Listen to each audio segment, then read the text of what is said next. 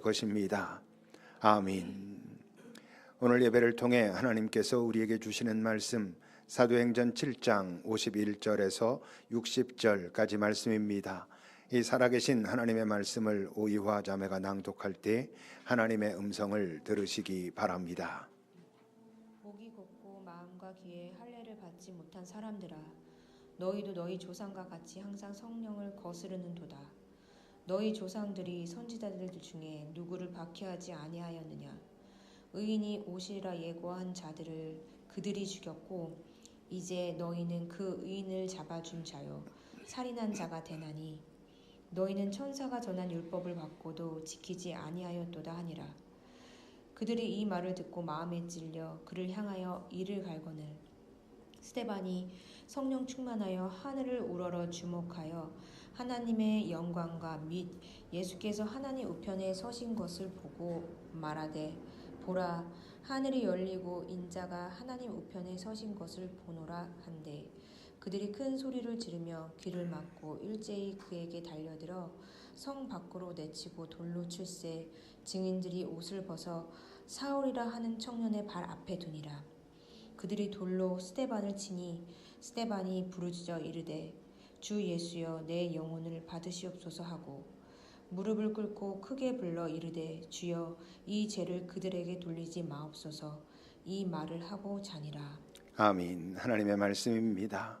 하나님, 주의 말씀으로 우리를 가르쳐 주십시오. 또 오늘 바로 그 말씀을 우리가 바로 그렇게 알아들을 수 있기를, 우리의 육신의 귀와 마음의 귀를 열고 겸손히 그 말씀 앞에 집중할 수 있는 은총을 허락하여 주십시오. 또 우리가 함께 모은 예물을 주님 받으소서 하여 그 예물이 사용되는 모든 곳에 주의 사랑과 회복이 일어날 수 있기를, 우린 기쁨 가운데 자원하는 마음으로 그 자리에 함께 참여하기를 간절히 바랍니다. 예수님의 이름으로 기도합니다. 아멘. 소위 자유민이라고 불리는 사람들, 그들이 스데반을 고발했습니다. 거짓 증인들을 세워가면서까지 스데반을 고발했습니다. 그 고발의 내용이 무엇이었습니까? 그 앞에 6장은 이렇게 말합니다. 거짓 증인들을 세워서 말하게 했다. 이 사람이, 그 스데반이 이 거룩한 곳과 성전을 말하는 거죠. 그리고 율법을 거슬러 말하기를 마지 않는다.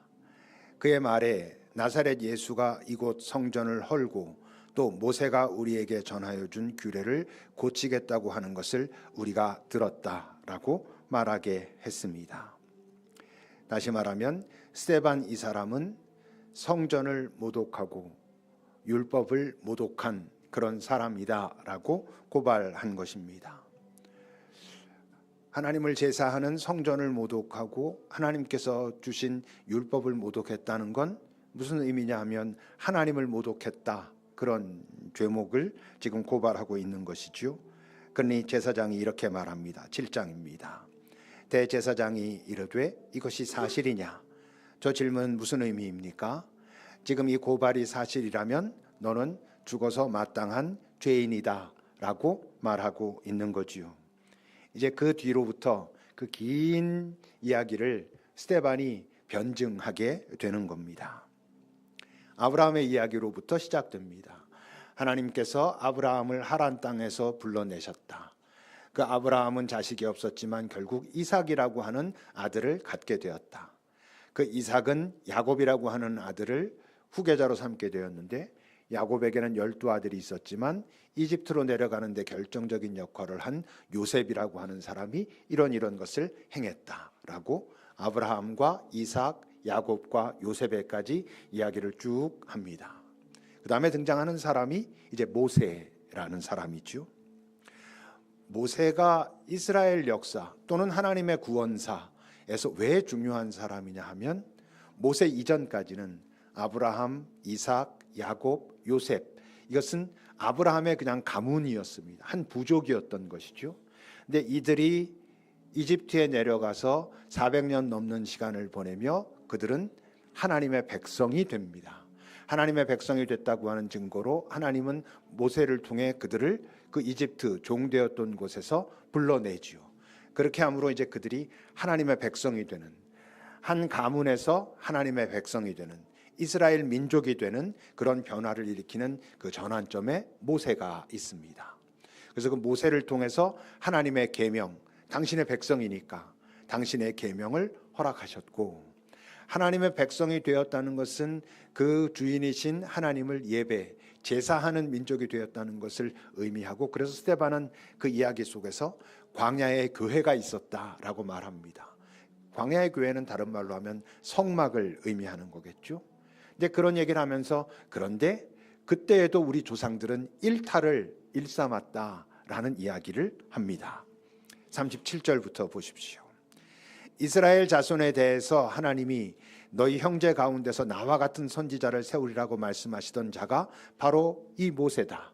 너희들이 그토록 이야기하는 그 모세다라고 말하면서 시내산에서 율법을 말해주던 그 천사와 또 우리 조상들과 함께 광야 교회에 있었다. 성막을 허락하시고 성막에서 당신을 예배하게 하셨다, 이런 얘기겠죠. 또 살아있는 말씀을 받아서 우리에게 전해주던 자가 바로 이 사람, 바로 그 모세다라고 얘기하는 거예요. 그런데 우리 조상들은 모세에게 복종하지 않았다. 오히려 마음은 애굽으로, 이집트로 향하고 있었다. 그 말은 뭐예요? 하나님을 향하지 않고 이 세상을 향했다, 이런 뜻이거든요. 이집트는 이 세상을 대표하는 거거든요. 이 세상을 향하고 있었다라고 말하면서, 그랬기 때문에 모세의 형 아론에게 우리를 인도할 신들을 우리를 위해서 만들라. 왜냐하면 애굽에서 우리를 인도하던 모세가 어떻게 됐는지 우리가 모르니까. 무슨 뜻입니까? 계명을 받으러 가가지고 모세가 한참 동안 안 내려왔잖아요. 한참 동안 안 내려오는 걸 보면서 더 이상 우리가 이 사람을 신뢰하고 기다릴 수가 없다. 그러니까 아론에게 금송아지를 만들어 가지고 이렇게 하라, 그런 거예요. 그래서 그들이 송아지를 만들어서 그 우상 앞에 제사하고 자기들 손으로 만든 것을 기뻐했다. 자기네들 마음대로 그렇게 행했다. 그것을 하나님이라고 자기네들이 정하고 규정하고 마음대로 했다, 이런 얘기를 하는 거예요. 왜 이 얘기를 하겠어요? 지금 스데반의 의도가 있는 것이죠. 옛날부터 우리 조상들은 자기네들 마음대로 하나님의 뜻에 따라 움직인 게 아니라 자기네들 마음대로 이게 하나님이고 이게 하나님을 바르게 예배하는 것이다라고 함부로 그랬던 적이 있었다. 너희들도 알지 않느냐, 그러는 거예요. 그러면서 이제 그 다음으로 다윗과 솔로몬의 이야기를 합니다. 46절부터입니다. 다윗이 하나님 앞에서 은혜를 받아 야곱의 집, 저것은 하나님의 집이라는 의미입니다. 위에서 하나님의 처소를 준비하게 해달라고 했지만, 다윗이 그랬잖아요. 자기 궁전 짓고 나만 이런 데 있으니 너무 죄송하니 당신을 위해서 성전을 짓게 하옵소서 했는데, 하나님이 너는 수많은 전쟁을 치렀고 수없이 많은 피를 흘렸기에 너는 안 되고 네 아들 솔로몬이 할 거야, 이렇게 말씀하셨고, 결국 솔로몬이 그를 위해서 집을 지었다. 성전을 지었다. 저게 첫 번째 성전이었었거든요. 근데 스데반이 저 말을 하는 정말 핵심은 그 다음에 있었어요. 그러나 지극히 높으신 이는 손으로 지은 곳에 계시지 않는다. 선지자 이사야의 말입니다. 주께서 말씀하시기를 하늘은 나의 보좌요 땅은 나의 발등상, 내가 발로 딛고 있는 곳인데 너희가 나를 위해서 무슨 집을 짓겠느냐? 내가 안식할 처소가 어디겠느냐? 너희들이 그렇게 집을 지으면 내가 거기 안에 들어가서 거기에만 있겠느냐, 이러셨다는 거예요. 50절입니다. 이 모든 것이, 온 세상이 다 내가 지은 것인데 내가 너희들이 지은 그 벽돌 건물 속에 들어가 가지고 내가 거기에만 머물러 있겠느냐라고 이사야를 통해서 말씀하셨다라고 얘기해요. 실제로 솔로몬도 성전을 완공하고 난 다음에 하나님 앞에 기도하는 가운데 그런 얘기를 합니다. 역대하의 말씀을 보세요. 하나님이 참으로 사람과 함께 땅에 계시겠습니까? 보십시오. 하늘과 또 하늘들의 하늘이라도 주를 품을 수 없겠거늘 하물며 내가 건축한 이 성전의 당신을 품고 당신은 이곳에만 계시다고 할 수 없겠지요 라고 솔로몬이 얘기하는 거예요. 저 얘기를 하면서, 하지만 하나님, 우리가 이 성전에 모여서 당신께 기도하면, 이 성전을 바라보며 당신께 기도하면 우리의 기도를 들으소서라고 솔로몬도 저런 얘기를 했었다는 거죠. 그러니까 스데반이 지금 결국 뭘 얘기하고 싶은 거겠어요? 진짜 거룩한 곳은 사람의 손으로 지은 이 건물, 너희들이 지금 여기에만 하나님이 계시다라고 하는 이 성전 건물, 이게 진짜 거룩한 곳이 아니고 하나님이 임재하시는 곳, 하나님이 풍성하게 함께 하시는 그곳이 거룩한 곳이잖아. 우리 조상들도 그것을 말해왔고 그것을 어겨왔고 하나님은 고치셨고 솔로몬도 그렇게 말했고 이래왔잖아 라고 얘기를 하는 거예요. 결국 지금 스데반이 하고 싶은 얘기가 뭐예요? 정말 거룩한 곳은 이 사람 손으로 지은 성전 이것이 아니고 하나님의 생명으로 하나님의 임재로 충만했던, 그래서 부활하신 예수, 그가 새로운 성전인 걸 이젠 알아야 돼 라고 말하고 싶은 거예요. 그것이 바로 예수께서 이 성전을 헐라 내가 사흘 만에 다시 짓겠다라고 말씀하신 말의 참 의미야 라고 스데반이 지금 말하고 있는 거죠. 이 스데반의 설교가 왜 중요하냐 하면 예수님을 제외하고 그 누구도 이 성전을 재규정한 사람이 없었거든요. 모든 사도들은 복음을 전하면서 예수가 하나님의 아들 구원자다라고 하는 그 사실은 핵심적으로 전했지만 그 성전을 다시 규정하진 않았었어요.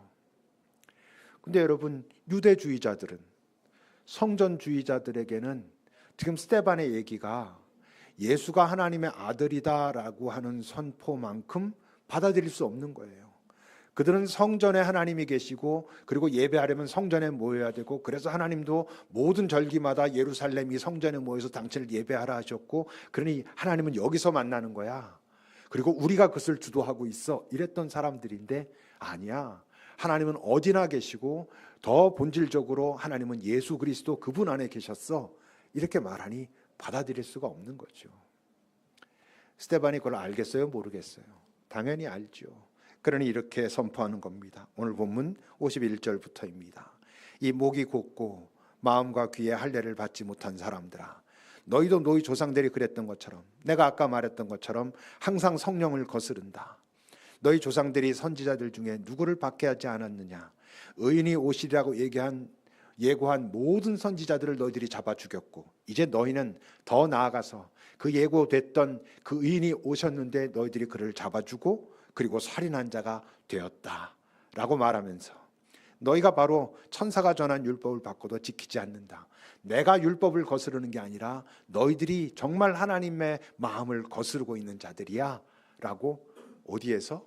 대제사장과 그 모든 종교 지도자들 앞에서 말하는 거예요. 그러니 스데반이 이미 지금 뭘 각오하고 있어? 죽기를 각오하고 있는 거예요. 죽음을 각오하고 지금 이 모든 이야기를 선언하고 있는 거지요. 그러니 어떻습니까? 54절입니다. 그들이 그 스데반의 말을 듣고 마음이 찔려서 그를 향하여 이를 갈았다라고 말을 합니다. 근데 우리가 전에 이거와 똑같은, 저 앞부분이 똑같은 이야기를 본 적이 있지요. 언제? 베드로가 복음을 전했을 때, 사도행전 2장입니다. 그들이 이 말을 듣고 마음에 찔렸다. 똑같아요. 오늘 스데반이 전했을 때 그들이 그 말을 듣고 마음에 찔렸다. 이들은 성전주의자, 유대주의자들이었어요. 근데 베드로의 말을 듣고 지금 마음에 찔려하는 자들은 오순절 하나님을 하겠다고 하는 갈망을 가지고 예루살렘에 모인 자들이 성령이 강림했을 때 베드로의 설교를 듣고 마음에 찔렸어요. 왜 누구는 이를 갈고 누구는 마음에 찔려하면서 우리가 어찌할꼬라고 말하고 있는 걸까? 뭐가 다르다고? 그들의 마음, 그 존재의 중심이 지금 상태가 전혀 다른 거예요. 그래서 우리 말로는 찔려라고 하는 똑같은 단어로 나와 있지만 본래 그 히브리어 원어는 다르다고 했죠. 지금 베드로가 전했을 때 마음에 찔려는 두려워하며 크게 놀라고 당황하며, 그래서 우리가 어찌할꼬라고 말하고 있는 거고, 이를 가는 자들이 찔렸다라고 할 때 그 단어의 히브리어 원래, 헬라어 원래 뜻은 몹시 분내며 성을 내며 화를 내며 이런 거예요. 같은 찔려라고 나와 있지만 실제 의미는 다른 것이죠. 근데 본질적으로는 같아요. 화내는 것이나 당황하고 두려워하는 것이나 본질적으로 같아요. 어떤 점에서? 그 내면에 울림이 있었다는 거에 있어서, 큰 울림이 있었다는 거예요. 그럼 어떻게 돼야 돼? 살펴야 되는 거예요. 두려움의 울림이 있었든 분냄의 울림이 있었든 그 왜 그렇게 건드려지는지 살펴야 되는데 살피지 않았다는 것이죠. 베드로의 얘기를 들은 사람들은 두려웠고 당황했고 그랬기 때문에 어찌할꼬라고 하는 이야기 무슨 소리예요? 살피겠다는 얘기예요. 왜 우리가 이렇게 두려운데 그럼 어떻게 해야 되는데 라고 했다는 거예요. 근데 저들은 어땠다고? 이를 갈았다는 거예요. 그러니 어떻게 합니까? 57절입니다. 그들이 큰 소리를 지르며 귀를 막고 일제히 스데반에게 달려듭니다. 마음에 찔림이 있었거든요. 그 찔리기 때문에 이들은 어떻게 했다고? 귀를 막았어요. 여러분, 찔린다고 귀를 막으면 회복의 길도 막히는 거예요. 회복될 수 없는 거예요. 이건 우리의 일상에서도 마찬가지예요. 우리가 살며 부부가 어떤 대화를 하든 누구와 어떤 대화를 할 때 내 안에 어떤 찔림이 확 올라오는 순간이 있죠. 우린 그런 찔리는 건 다른 말로 말하면 불편한 거잖아요. 그럼 듣고 싶어 하지 않아요. 귀를 막는 거예요. 됐다고. 물론 상대방이 하는 이야기가 잘못돼서 듣고 싶지 않은 경우도 있을 수 있지요. 근데 정말 그런 것만 있어요? 많은 경우 어때요? 내 안에 뭐가 건드려주고 있는데 그게 싫은 거잖아요. 그게 화가 나는 거잖아요. 자존심이 상하는 거잖아요. 받아들이고 싶지 않은 거잖아요. 그러니까 귀를 막아요. 육신의 귀도 막고 마음의 귀도 막는 거예요. 들으려고 하지 않는 거예요. 그러니까 변화가 없는 거예요. 그 찔림이 있을 때 그거 귀를 막으면 육신이든 마음이든 귀를 막으면 그 찔림은 점점 견고해집니다. 그러면서 그 찔림이라고 하는 그 느낌 자체는 점점 무뎌지죠. 그러면 자리 잡는 거예요. 없어집니까? 아닙니다. 거기에 우리가 이제 좌우되기 시작하는 것이죠. 그래서 찔림이 있는 곳은 꼭 살펴야 돼요. 근데 하물며 그게 영혼과 관계된 말씀이라면, 생명과 관계된 말씀이 내 안에 왔기 때문에 찔렸어. 여러분, 찔렸다는 건 부딪혔다는 얘기잖아요. 왜 부딪혀요? 내 안에 그것이 자연스럽지 않으니까 부딪히는 거예요. 근데 생명과 영혼이 내 안에 부딪혔다는 건 내게 생명과 영혼이 자연스럽지 않다는 거예요. 근데 그렇기 때문에 귀를 막고 안 보면 안 되는 거잖아요. 살펴야 되는 거잖아요. 근데 그게 쉽지가 않아요. 여러분, 사실은 그런다고 해서 귀를 열어도 이게 잘 들리지 않아요. 왜? 내 안에 그 영혼의 주파수를 들을 수 있는 리시버가 없거든. 그 수신기가 없어. 그게 왔을 때 싹 스며들어서 내가 들리는 게 아니야. 뭔가 부딪혀. 이게 도대체 무슨 소리야? 내가 지금까지도 이렇게 살았는데 도대체 이제 와가지고 내가 죄인이고 예수가 어떤 분이고 생명이 무엇이고 영혼이 무엇이고 도대체 그게 뭔데? 이렇게 되기 쉬워요, 여러분.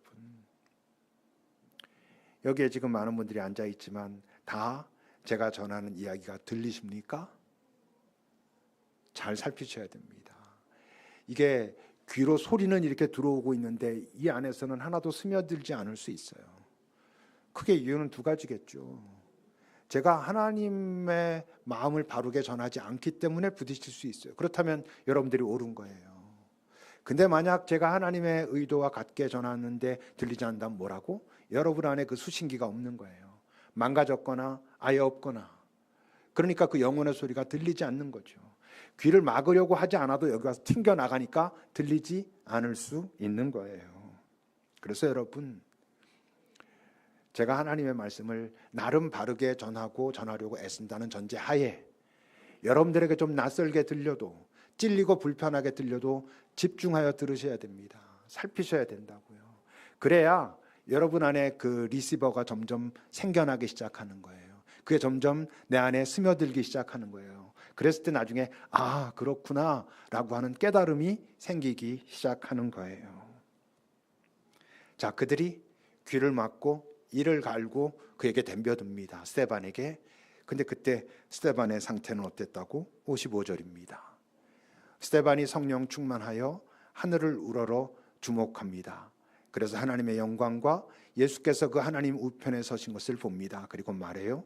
하늘이 열리고 인자가 하나님 우편에 서신 것을 내가 지금 보고 있다. 경험하고 있다. 이렇게 말해요. 도대체 저건 어떻게 보이는 걸까? 정말 하늘 위에 뭐 파노라마처럼 딱 해가지고 하나님이 보이고 예수님이 그 옆에 있는 게 보이고 이러는 걸까요? 하지만 다른 사람들에겐 안 보이는 그런 모습으로 지금 스데반이 하고 있는 이 고백은 뭘 지금 결국 말하고 있어요? 스데반의 내적 체험을 말하고 있는 거예요. 하나님의, 예수님의 강한 임재. 지난주에 이야기한 요한복음 17장의 예수님의 기도로 말한다면 하나님과 예수와 깊은 하나됨의 경험을 하고 있는 거예요. 지금 하나님이 나와 함께 하고 계시고 예수께서 나를 붙들고 계시는 것을 내가 지금 경험하고 있다 그러는 거예요. 왜? 하나님이 보실 때, 예수께서 보실 때 지금 그를 격려해야 되겠거든, 그를 지지해야 되겠거든, 그를 위로해야 되겠거든, 넌 혼자가 아니야, 내가 너와 함께 하고 있어 라는 것을 말씀하시고 싶으셨기에 그들이, 하나님이, 예수님이 강하게 임재하고 스데반은 지금 그 자리에서 그분과 온전한 하나됨을 경험하고 있어요. 그 현장은 어떤 현장인데 자기를 죽이겠다고 사람들이 달려들고 있는 그 현장에서 말이에요. 근데 여러분, 그래서 이게 신비라고 말하는 것인데 이걸 경험해 본 사람들은 알아요. 이 경험을 경험하게 될 때는 당연히 삶의 깊은 위로, 고독, 어려움, 아픔 이런 현장일 가능성이 많죠. 근데 여러분, 이 경험을 하게 되면 이것은 눈앞에 펼쳐지고 있는 그 현실보다 더 실제적이에요. 이게 더 나를 붙들고 나의 선택의 근거가 이쪽이 되는 거예요. 눈앞에서 지금 나를 죽이겠다고 덤벼드는 그 상황보다 하나님께서 나와 함께하고 계시는 그 온전한 하나됨의 경험이 더 실제적이에요. 이 경험이 여러분들에게도 있기를 바랍니다.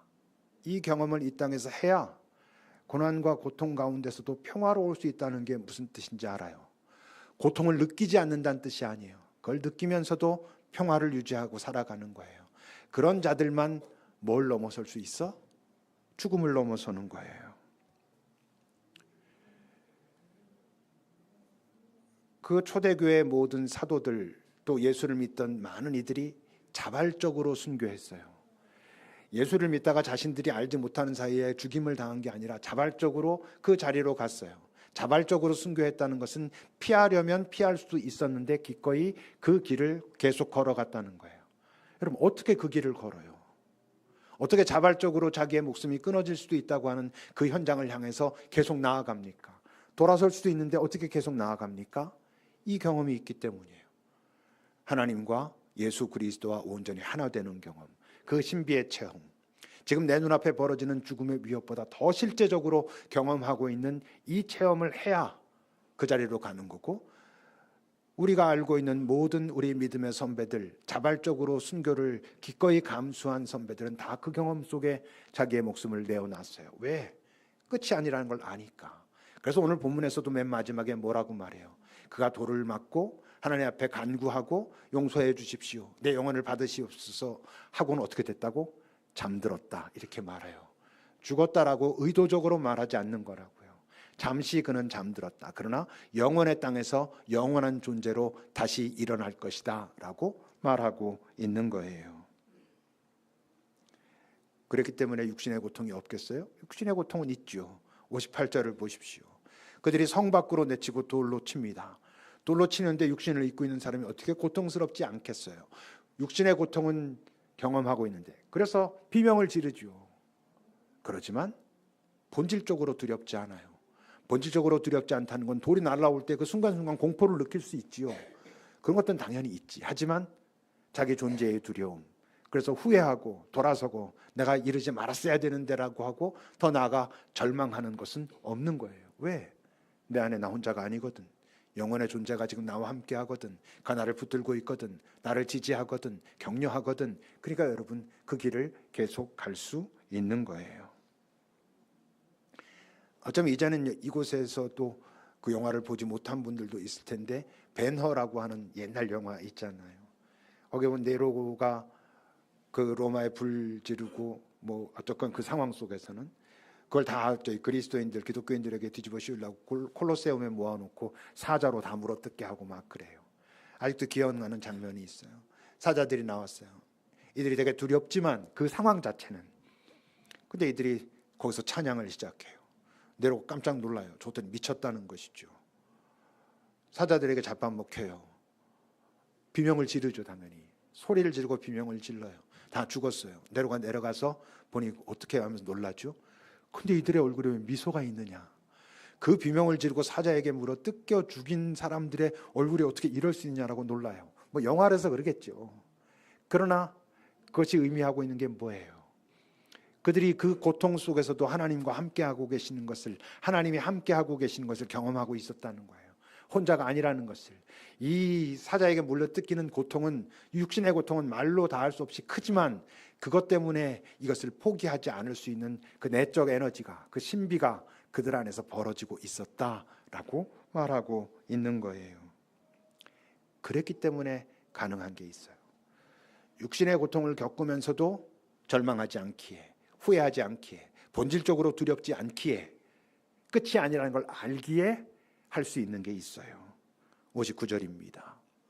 그들이 돌로 스데반을 칠 때 그 돌에 맞는 순간은 고통스러웠지만 그는 의식을 놓치지 않고 그렇게 부르짖어요. 예수여, 내 영혼을 받으시옵소서. 그리고 크게 다시 불러요. 이 죄를 이들에게 돌리지 마옵소서 하고 잠깐 잠들었다라고 얘기하는 거예요. 누구의 모습이 있어요? 십자가 위에 달렸던 예수님의 모습이잖아요. 아버지, 이들의 죄를 용서하소서. 자기네들이 지금 무엇을 하는지 알지 못하게 이러니 이들에게도 기회를 완전히 빼앗지는 마소서라고 기도했던 것처럼, 그 마지막 순간 내 영혼을 아버지께 의탁합니다라고 했던 것처럼 스데반은 자기의 주님이신 예수께 그렇게 고백하는 거예요. 내 영혼을 받아주십시오. 그리고 이들의 죄를 여기서 끝이라고 하지 말고 이들에게도 계속 기회를 주십시오라고 해요. 어떻게 자기에게 돌을 던지는 자들에게 그럴 수가 있어요? 자기를 죽이려고 하는 자들에게 그럴 수가 있어요.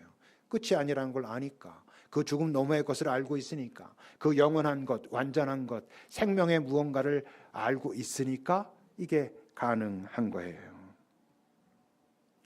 여러분, 스데반이 지금 고백하고 있는 이들의 죄를 이들에게 돌리지 마십시오. 이제 내 영혼을 아버지 주님 받으소서라고 하는 그 고백의 이면에는 이미 어떤 고백이 있어요? 예수님이 십자가에서 하셨던 그 고백, 다 이루었다라고 하는 그 마음의 그 고백이 이 안에 이미 담겨 있어요. 스데반이 볼 땐 자기가 이 땅에서, 남들이 볼 땐 설교 한번 하고 죽는 것 같지만 자기가 이 땅에 살아야 될 이유를 다 살아냈다는 걸 알고 있는 거예요. 내가 하나님 이 땅에서 살아내야 한 그 모든 것을 다 살았습니다. 이제 내 영혼을 받으소서. 그리고 나를 죽게 만드는 돌 던지고 있는 이들에게도 당신의 사랑과 긍휼을 없애지 마옵소서라고 기도할 수 있는 거예요. 이 삶이 복된 거잖아요. 이 땅에서 오래 사는 게 복된 게 아니잖아요. 이 땅에 사는 동안 내가 하고 싶은 거 다 하고 내가 갖고 싶은 거 다 가져가지고 사람들이 나를 부러워했어가 본질적으로 복된 게 아니잖아요. 우리 모두의 삶이 언제인지 모르지만 마감되는 그 순간, 하나님 내 영혼을 받으소서. 내가 하나님 앞에 아주 자신만만하고 완전 떳떳하고 그럴 순 없지만 그래도 당신께서 내게 기대하시는 그 삶을 그래도 내가 이만하면 살아내려고 애썼고 그래도 살지 않았습니까? 나를 받으소서라고 할 수 있어야 그게 잘 산 거잖아요. 그게 예수 믿고 산 거잖아요. 이 땅에서도 영혼을 우리 안에 담고 산 거잖아요. 그렇게 살아야 하는 거죠. 오늘 이 자리에 처음 등장하는 인물이 있죠. 다시 58절을 보십시오. 성 밖으로 내치고 돌로 칠세 증인들이 옷을 벗어 사울, 바로 그 바울이에요, 하는 청년의 발 앞에 두니라. 사울이 나중에 저 장면을 떠올린다고요. 나중에 우리가 이제 9장을 살펴볼 때 알 거예요. 그때마다 사울이 얼마나 민망했겠어요. 얼마나 부끄러웠겠어요. 얼마나 자기 자신을 보며 내가 그렇게 교만했구나. 내가 다 한다고 생각했구나. 그때 그 스데반, 그가 바로 예수님의 그 모습이었구나. 여러분, 바울은 예수님이 살아계시는 그 생전에 직접 만난 적이 없는 사람이에요. 근데 이 스데반의 이 경험을 하면서 시간이 갈수록 스데반을 통해서 이 바울은 예수를 경험하게 되는 거지요. 여러분, 이 땅에 살면서 넘어서지 않고서는 자유로워질 수 없는 게 뭐예요? 그게 죽음이에요. 뭐라 말해도 우리가 죽음 너머의 무언가를 경험하지 않고서 이 땅에서 자유로워질 수 있는 사람은 없어요. 모든 영화를 보든 뭐 우리가 자주 경험하잖아요. 뭐 하다가 마지막에 다 가진 사람이 마지막에 그 악인들이 꼭 하는 말이 뭐예요? 내가 가진 거 다 줄 테니까 목숨만 살려달라고 그러는 거예요. 왜? 그걸 넘어서 본 경험이 없으니까. 너머에 무엇이 있는지 모르니까. 죽음은 끝이니까. 그러니 여러분, 이 땅에 살며 예수를 믿었다는 건 그 너머를 우리가 받았다는 것인데 그것을 깨닫지 못하고 사는 건 너무 억울한 일이라고요. 여러분, 죽음 너머를 경험한 자들만 이 땅에서 점점 자유로워지는 거예요. 점점 매이지 않을 수 있는 거예요. 집착하지 않는 거예요. 뭔가 할 때 여러분 더 잘했으면서 살아요. 더 잘 사랑하고요. 그들이 더 잘 슬퍼하고요. 더 잘 섬기고요. 더 잘 더불어 살고요. 더 잘 즐기고요. 그럼 그렇게 살 수 있어요. 여러분, 매이지 않는 사람이 정말 누리는 거잖아요. 이 땅에 무엇이든 아무리 많이 가졌어도 거기에 매인 사람은 그걸 누릴 수 없어요. 얼마나 많은 우리 나이 드신 어르신들 일생 뭐 정말 험한 일 하면서 많이 모았는데 하나도 쓰지 못하고 나중에 자기 자식들만 좋게 해가지고 자식들이 싸움 나게 하고 뭐 이런 뭐 참 슬픈 얘기들 많이 있잖아요. 왜? 거기 자유롭지가 않거든 당신이. 여러분, 죽음 너머에 있는 영혼, 그래서 이 땅으로부터 자유로워져야 그래야 여러분 잘 살 수 있어요. 근데 그 자유가 어디서부터 시작된다고? 스데반은 어떻게 시작됐겠어요? 여러분들이 정말 그 자유의 근처에 가 있다면 어떻게 시작됐어요? 모든 인간은 찔림으로부터 시작되는 거예요. 왜? 영혼이 없으니까 영혼의 이야기를 들으면 찔리는 거예요. 불편한 거예요. 듣기 싫은 거예요. 그 찔릴 때 여러분 귀를 닫으면 망하는 거예요. 그래서 그 찔림이 있을 때 쉽지 않겠지만, 그래서 전하는 사람들의 역할이 참 중요하지만, 네가 말하는 거라면 내가 듣겠어 이렇게 만들어야 되는 거지만, 그 찔림이 있을 때 내 귀를 열어야, 육신의 기쁨은 아니라 내 마음의 귀를 열어야, 낯설어도 그래도 듣고자 해야. 뭐지? 이 찔림이 왜 없어지지 않지? 내가 그래도 나름대로 잘 살고 있고 사람들도 부럽다 그러는데 뭐 항상 왜 내 목덜미 뒤에서 뭔가 나를 붙잡는 것 같지? 저 속에 내가 파고 들어가고 싶지 않은 뭔가 뭐를 찜찜함이 왜 있지? 여러분, 이걸 살필 줄 알아야, 그래야 여러분 거기로 가는 거예요. 로마서 10장을 보십시오. 믿음은 들음에서 난다. 근데 여러분, 듣기 전에 무슨 일이 있어요? 찔림이 있는 거예요. 찔림이 있어야 듣는 거예요. 찔리지 않는데 왜 듣겠어요? 그냥 이게 살살살살 저절로 들려오는 이야기가 아니잖아요. 좋은 음악 소리가 아니잖아요. 이 땅의 나를 그것만 따라가면 잘 살 것 같은 그런 나를 유혹하는 소리가 아니니까 이게 자연스럽고 평화롭게 들리지 않잖아요. 언제 들어? 찔림이 있을 때. 그러니까 찔림은 은혜인 거예요.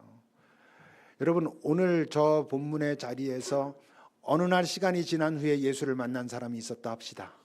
여러분, 그들이 자기의 삶을 돌아보면서 어쩌면 이 자리에서는 스데반에게 돌을 던졌을 수도 있지만, 그 자리를 돌아보면서 자기 인생을 돌아보면서 내 인생의 전환점이 내가 스데반에게 돌을 던지던 그 순간이었구나. 내가 찔림이 있었는데 그 찔림을 살피지 않고 그때는 돌을 던졌구나. 그래도 내가 나중에라도 그 찔림을 살펴볼 수 있어서 지금 여기까지 왔구나. 이러지 않겠어요? 여러분에게도 찔림이 있는 은총이 있기를. 찔리지도 않으면 진짜 심각한 문제라고요. 화인 맞았다 성경에서 그렇게 말하잖아요. 불도장을 맞아가지고 아예 굳어져가지고 찔리지도 않게 되면 진짜 망하는 거잖아요. 여러분들에게 찔림이 있기를 바랍니다. 그때 귀를 열 수 있기를 바랍니다. 그리고 믿음으로 나아가기를, 점점 더 자유로워지기를, 이 땅에서 진짜 잘 사는 게 뭔지, 잘 사랑하고 잘 분노하고 잘 슬퍼하는 게 뭔지 보여주며 살 수 있기를 주께서 기대하실 것입니다. 기도합시다. 여러분, 요즘 여러분들의 마음을 불편하게 하는 것은 무엇인지요? 혹시 여러분들이 원하는 것이 되지 않아서 막 불편한지요? 그래도 괜찮습니다. 그 자리도 깊이 들어가 보면 거기에 주님이 계실 수 있어요. 여러분들이 지금 살며 불편하고 어렵고 뭔가 마음에 안 드는 것이 무엇이든 그 자리는 여러분 주님으로 가는 아주 중요한 통로, 입구가 될 수 있다는 것을 기억하십시오.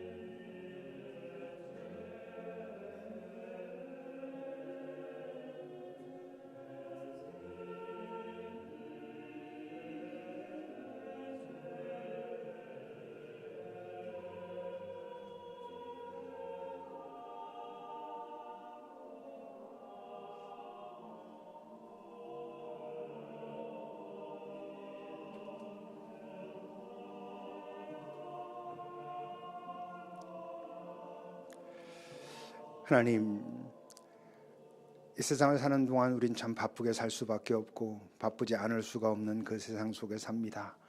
그럼에도 불구하고 우리가 잠시 멈추는 시간을 놓치면 안 된다는 걸 살피며, 내 안을 살피며 어떤 찔림이 있는지, 어떤 불편함이 있는지 그 자리에 머무는 시간을 가져야 한다는 걸, 그것이 자유로 들어가는 입구인 것을 우리가 놓치지 않게 하소서.